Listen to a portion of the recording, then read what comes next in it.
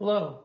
In this devotional, I'm going to share with you 3 thoughts from 2 Kings chapter 14, verses 1 through 6, where we'll look at some of the good kings of Judah.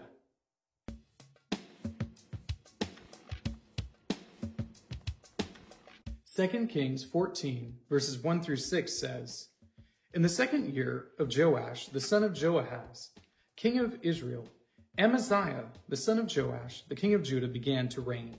He was 25 years old when he began to reign, and he reigned 29 years in Jerusalem. His mother's name was Jehoaddan of Jerusalem, and he did what was right in the eyes of the Lord, yet not like David his father. He did in all things as Joash his father had done. But the high places were not removed. The people still sacrificed and made offerings on the high places. And as soon as the royal power was firmly in his hand, he struck down his servants, who had struck down the king his father.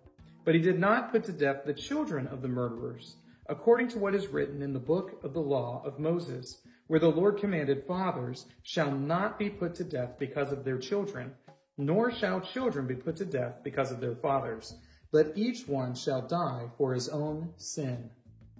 The question of whether or not a king is good or evil is sort of hard to answer, because there are always areas where a king may do some things that are good and may do some things that are evil. So depending on your perspective or your take on a particular king, it might be hard to identify whether or not they're good.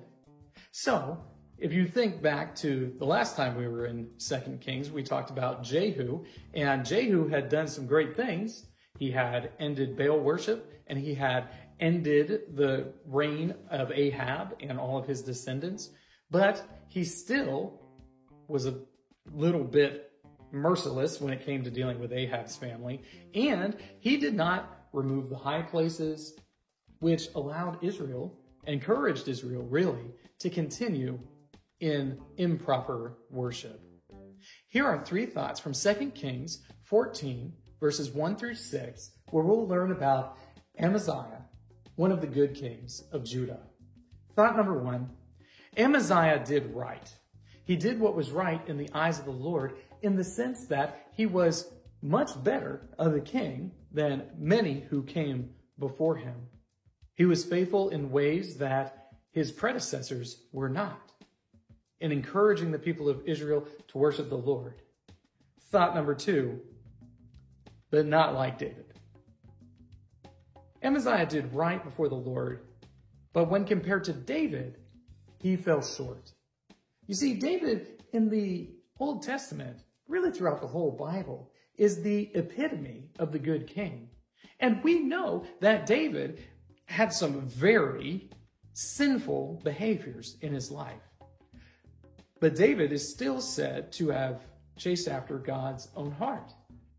And Amaziah, well, he was a good king and he did do right. He didn't do right to the degree that David did. He did not remove the high places where the people of Israel would go to worship other gods. Amaziah let that slide when he should have ended it entirely. Thought number 3, but he was merciful. You think back to Jehu again. Jehu murdered everyone in Ahab's house. But when Amaziah becomes king, he executes the servants who had betrayed his father, but he doesn't kill their entire family. He follows the Lord's law that says, for an individual's sins, they will die. But you don't punish the child for the father's sins. So here is an example where Amaziah was more faithful than his predecessors, which is an exhibition of good kingly behavior. All of this points us to look at our own lives, where we can ask ourselves, am I faithful to the Lord? Would it be said of me that I am following in the footsteps of David? Or would it be said of me that I am not being faithful, that I am not doing right before the Lord? These three thoughts come to you from 2 Kings chapters 11 through 15. If you'd like to read through the Bible with me, you can do so by joining the Facebook group Through the Bible, where we are reading the text of Scripture together.